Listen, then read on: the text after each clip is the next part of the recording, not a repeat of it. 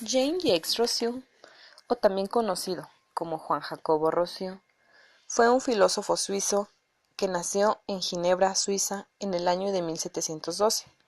Se le sitúa entre los grandes pensadores de la Ilustración en Francia.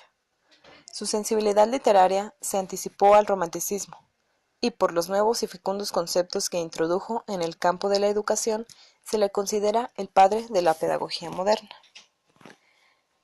El discurso sobre las ciencias y las artes, que marcó el inicio de su fama, fue una de sus obras más célebres.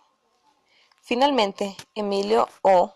de la Educación es una novela pedagógica cuya parte religiosa le valió la condena inmediata por parte de las autoridades parisinas y su huida a Neuchâtel. La bondad del hombre en un ideal estado de naturaleza es la base de una obra destinada a inaugurar la pedagogía moderna.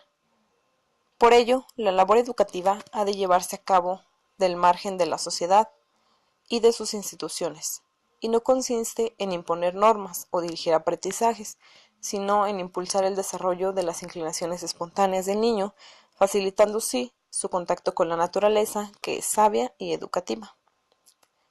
En cuanto a la educación, Rousseau fue un filósofo, pero a través de su novela Emilio o de la Educación promueve sus grandes pensamientos filosóficos, enmarcando su ideología que la naturaleza y la humanidad es buena.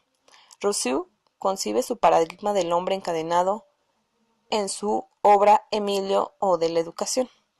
Al igual, Rousseau, en el discurso sobre el origen y los fundamentos de la desigualdad entre los hombres, quiere apartar la formación del hombre con su indagación. Los hombres diseminados entre ellos observan, imitan su industria y se elevan de esta manera hasta el instinto de las bestias. Se alimenta igualmente de la mayoría, dice Rousseau. Rousseau crea un sistema de educación que deja que el hombre, o en este caso el niño, viva y se desarrolle en sí mismo con una sociedad corrupta y oprimida.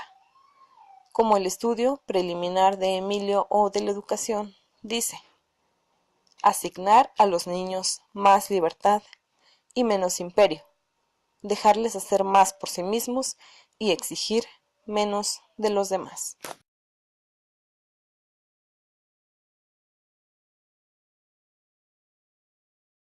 Jan Amos Komensky, en latín Comenius, nació el 28 de marzo de 1592 en lo que ahora es la República Checa.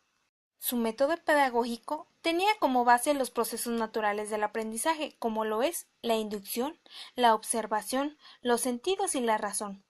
Parte de esta era eliminar totalmente la violencia del proceso educativo. Exigió con firmeza que la educación primaria fuera obligatoria. Decía que el aprendizaje debe comenzar en el hogar, siendo de esta manera que los padres serían los primeros educadores. Para Comenio, enseñar se debe a una disposición de tres cosas, como lo es el tiempo, el objeto y el método. Para aprender y enseñar, recomendó proceder de lo conocido a lo desconocido, desde lo simple a lo complejo. Consideró imprescindible la educación en los primeros 6 años de vida. Excluyó una hora para esta, en fin, llamada escuela materna, que concibe a la madre como una educadora e instaurando así lo que hoy conocemos con el nombre de jardines o preescolares.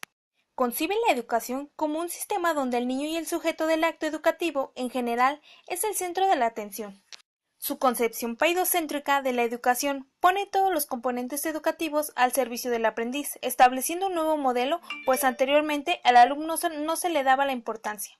Todo cuanto el alumno ha de aprender debe escalonarse conforme a los grados de la edad, de tal manera que no se proponga nada que no esté en condiciones de recibir.